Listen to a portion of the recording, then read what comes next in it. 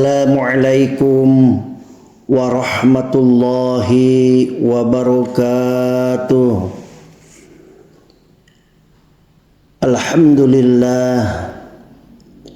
Alhamdulillahi huwal awwal wal akhirul batin wal-dhahirul ladzi huwa bikulli syai'in alim.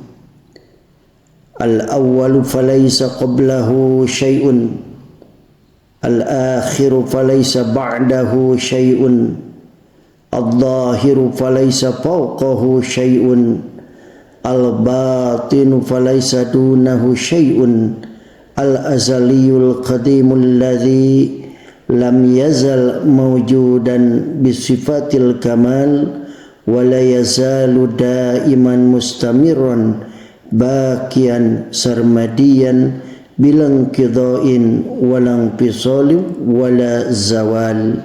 Amma ba'du. Bismillahirrahmanirrahim. Rabbi shrah li sadri wa yassir li amri wahlul 'uqdatam min lisani yafqahu qawli.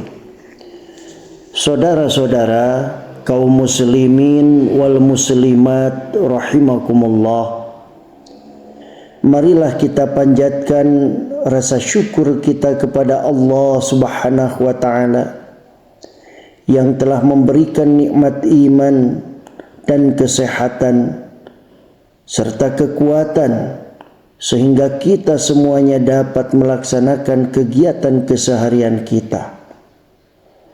Tidak lupa salawat dan salam marilah kita haturkan kepada baginda Nabi besar Muhammad sallallahu alaihi wasallam, kepada keluarganya, sahabat, pengikut dan pengikut-pengikutnya, hatta kita semuanya sebagai umatnya selalu berharap semoga mendapatkan syafaatul uzma fi yaumil qiyamah.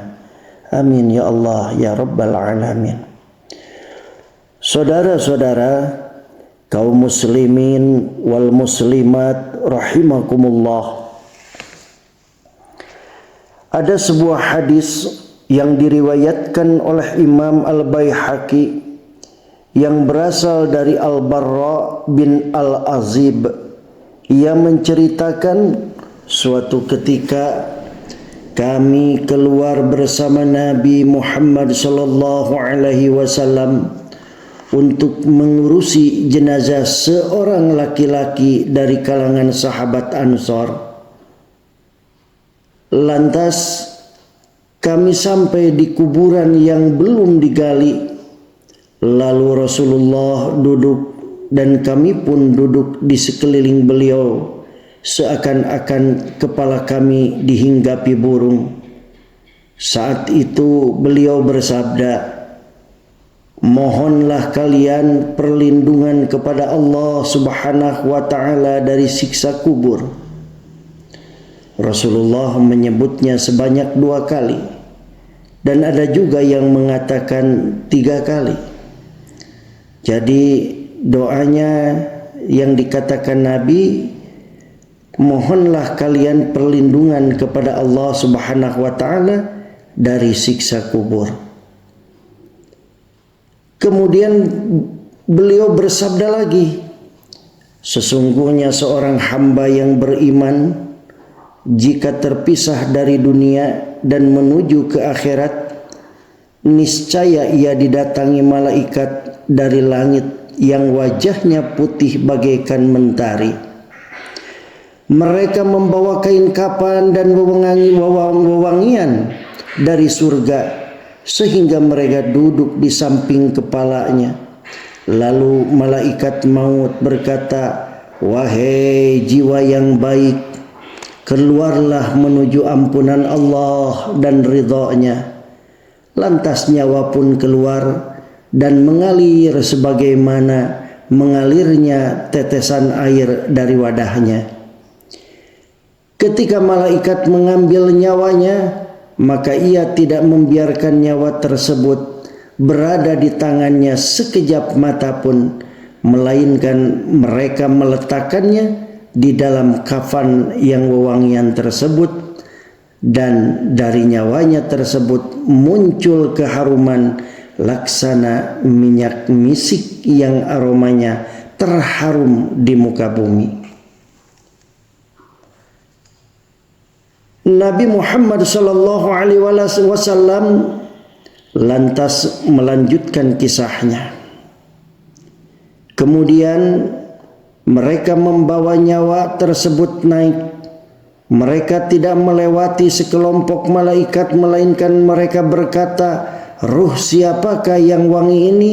Mereka menjawab, "Ruh Fulan bin Fulan," dengan menyebut nama terbaik sebagaimana ia biasa dipanggil sewaktu di dunia. Sehingga para malaikat yang membawa nyawa tersebut sampai di langit dunia. Lalu mereka minta dibukakan pintu untuk nyawa tersebut. Kemudian dibukakan pintu untuknya.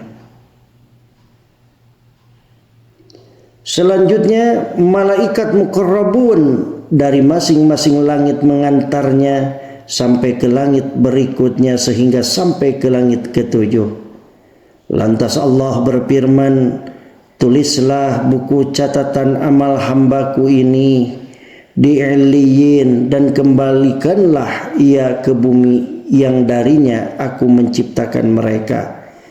Kepadanya aku akan mengembalikan mereka dan dari sanalah aku akan mengeluarkan mereka pada waktu yang lain."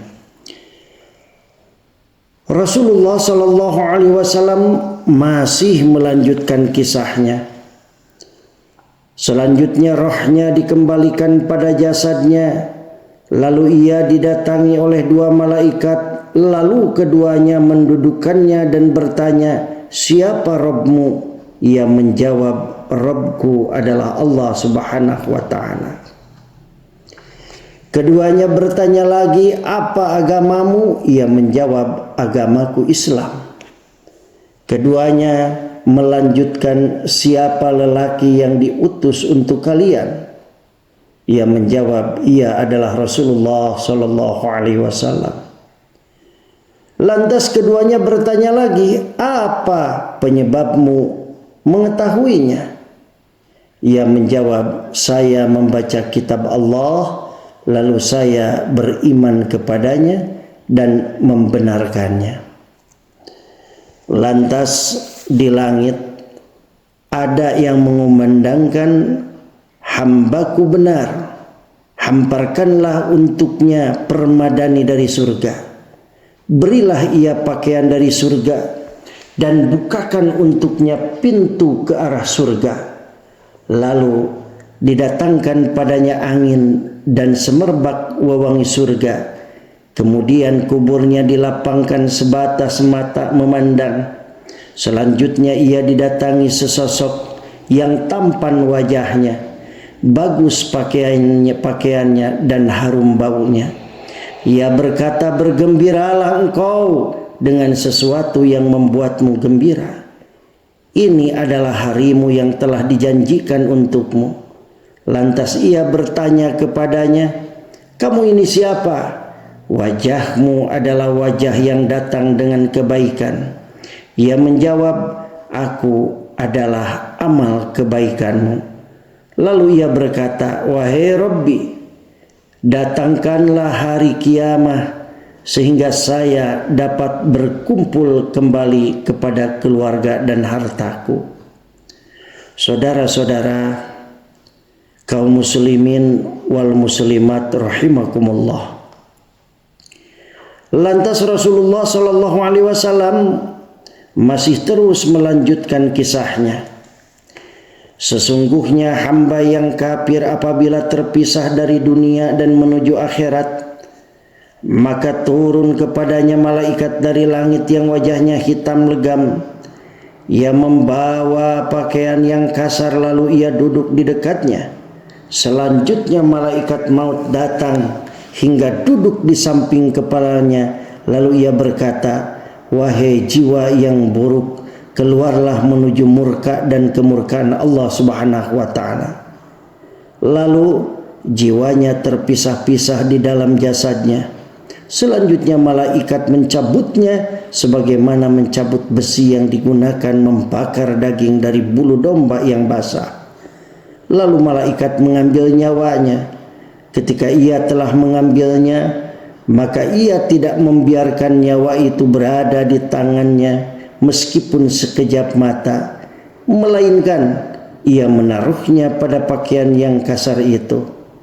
Dan dari nyawa tersebut keluar bau seumpama bau bangkai yang paling busuk yang ada di muka bumi.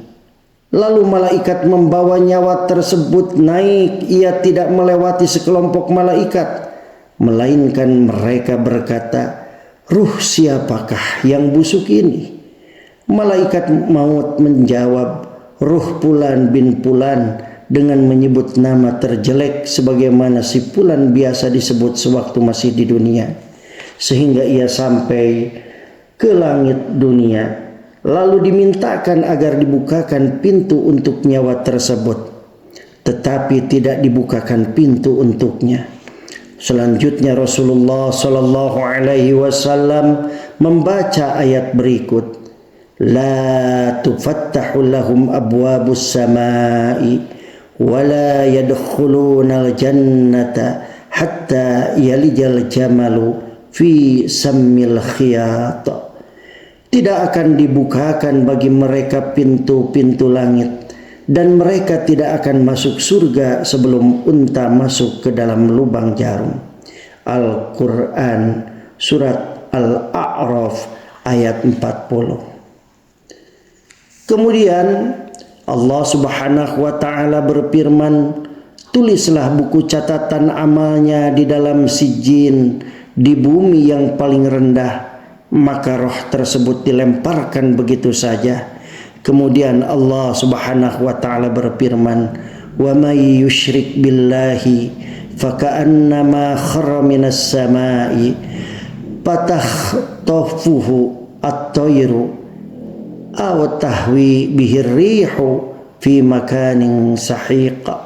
Barang siapa mempersekutukan Allah seakan-akan dia jatuh dari langit, lalu disambar oleh burung atau diterbangkan angin ke tempat yang jauh.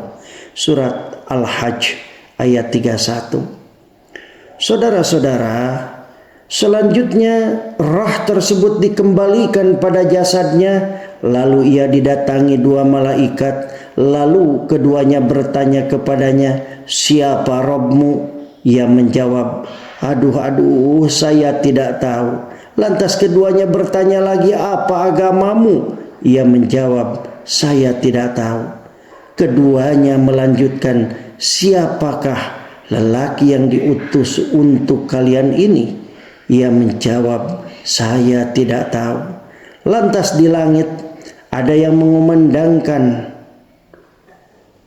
"Ia berdusta, hamparkan untuknya tempat tidur dari neraka dan bukakan untuknya pintu ke arah neraka." Lalu didatangkan padanya panas neraka dan angin panas neraka. Kemudian kuburnya disempitkan sehingga tulang rusuknya menjadi bersilangan. Selanjutnya ia didatangi sesosok yang buruk wajahnya, jelek pakaiannya, dan berbau busuk. Ia berkata, "Bergembiralah engkau dengan sesuatu yang menyusahkanmu. Ini adalah harimu yang telah direncanakan untukmu." Lantas ia bertanya, "Kamu ini siapa? Kamu ini siapa? Wajahmu sangatlah buruk." Maka ia menjawab, "Aku adalah amal burukmu." Lalu ia berkata, "Ya Rabbi, jangan datangkan hari kiamat." Hadis riwayat Baihaqi. Saudara-saudara, kaum muslimin wal muslimat rahimakumullah.